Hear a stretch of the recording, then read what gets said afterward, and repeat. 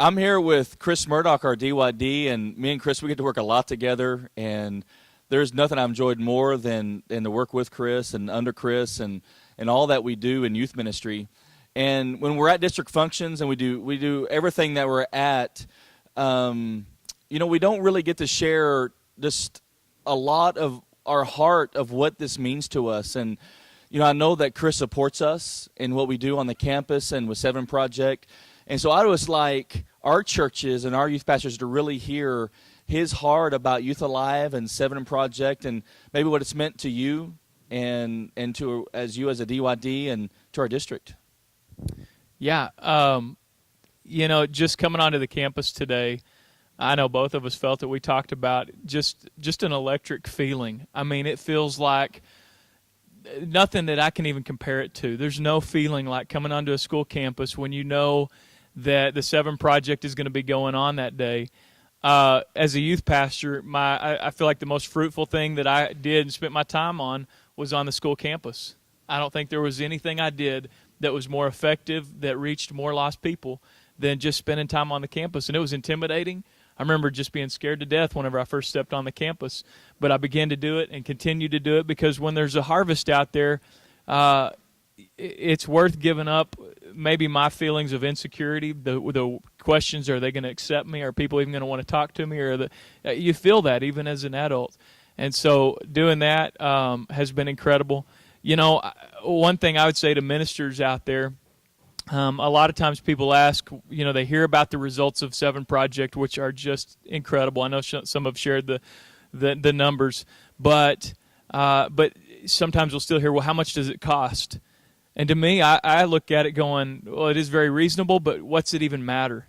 When you see the results like you see, what has a church done that even compares to seeing the results of Seven Project?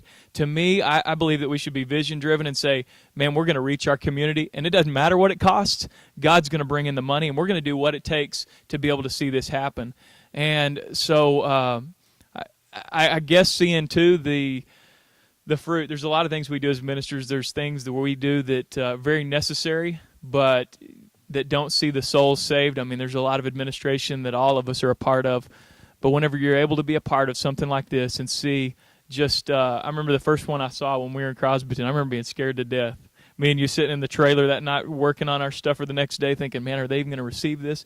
And then seeing, as you brought the altar call, which you did a tremendous job, seeing the altars just flooded that night. I remember looking out thinking, this must be what it feels like to be Billy Graham, seeing people coming out of the stage. And it wasn't quite as many people, but the percentages were overwhelming of students coming running down.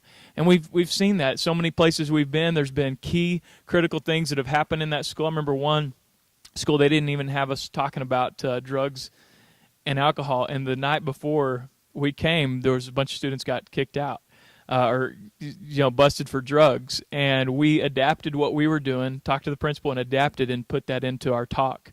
And you remember one of the first students that came down was one of the students that had been busted for drugs. And so when you see those kind of night, I know there's going to be more stories. You're going to see footage of that. There's going to be stories that God is going to intervene. And I challenge you, if you've never been a part of a Seven Project, come see one.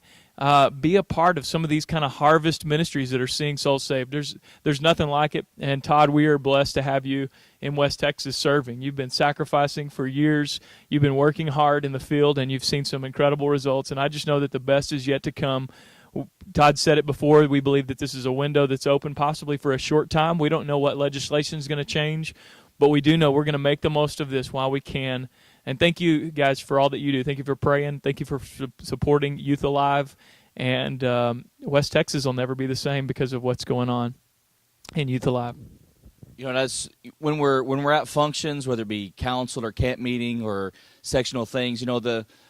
We promote and we talk about things, but there's rarely a time. I mean, our young people know, but I just really want our pastors to know that Chris is what's made Youth Alive possible in our district. I mean, we just get to do what we do because of the doors he's opened for us, and his support and what he's done, and Brother Beaver just means so much to Youth Alive, and we thank you guys, and we just know there's great days ahead, and we're going to see a harvest of souls. Yeah.